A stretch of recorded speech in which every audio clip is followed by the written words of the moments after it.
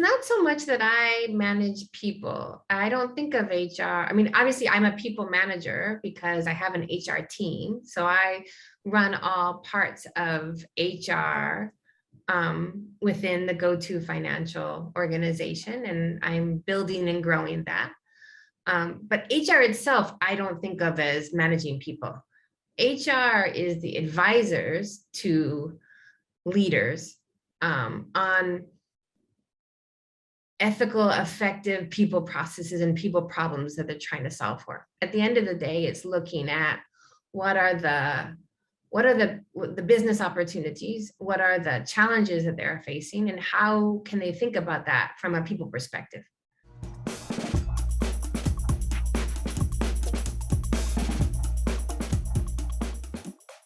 At the same time, people are not motivated by that base, actually, at the end of the day. They're all motivated things like meaning and purpose.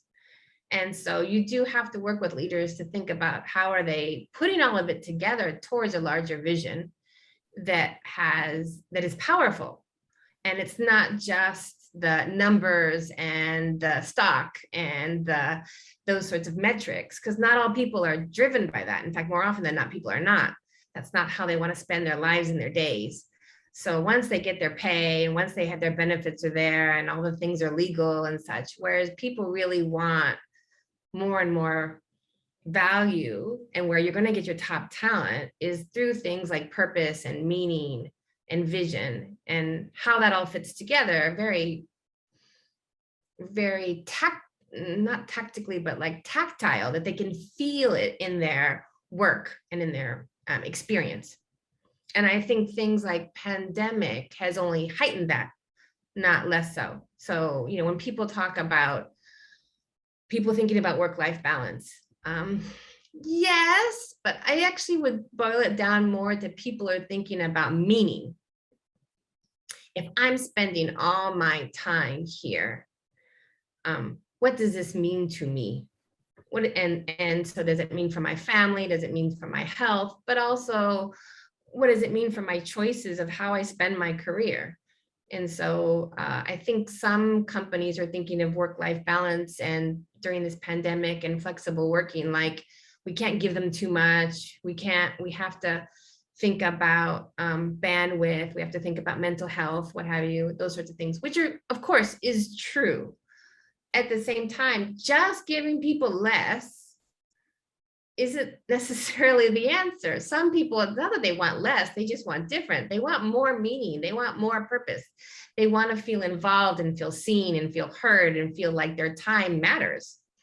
And so if you're not careful, you can oversimplify some of these concepts to be very transactional topics that that lose that strategic value that really you need to be thinking about, and that HR leaders should hopefully be provoking and supporting the business to be thinking about together.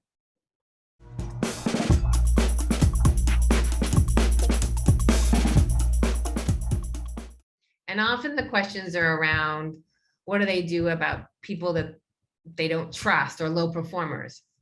I actually think that's a very easy conversation. The harder one for most people, or the one that they miss, is the high performers. How do you keep people engaged?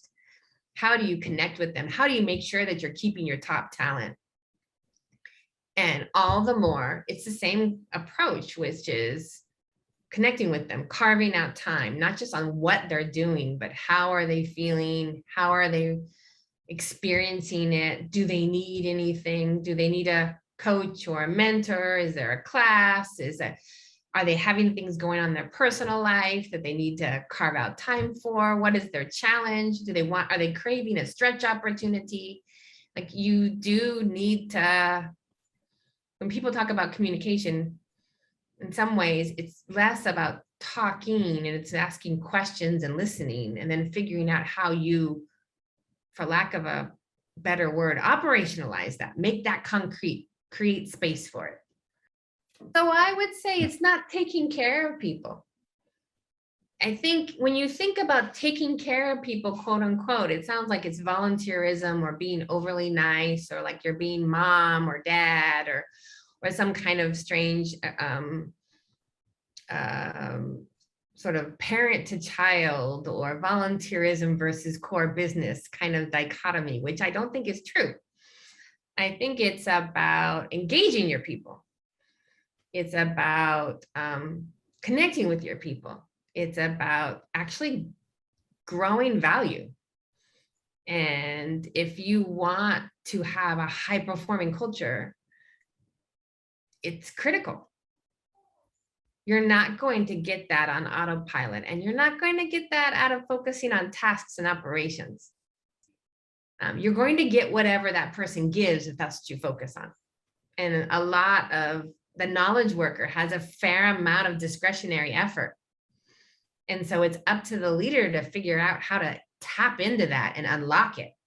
And if you don't know the person very well and you haven't figured out how to engage them and motivate them, you're only going to give them what they by default are willing to give, because they are either highly motivated because they're just that kind of person, or they're moderately motivated. And even a human being has different levels of motivation at different stages of their life, right? Or different, so you can have a highly motivated person that actually gets really turned off because they don't feel like they matter or that they're being very engaged.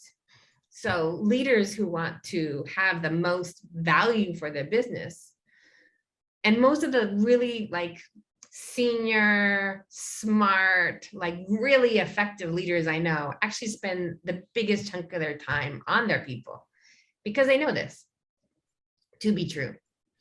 And it's more really the challenge of the middle manager that is swamped in tasks and is trying to get things done, and rightly so, because they're usually the one with the body of the work to get things done and to get these things through people, with people. They think of it more in a paradigm of through people than with people, that they get sort of trapped a bit into that sort of thinking of business as separate. Just get things done, business is separate, and we can have a little chit chat later on.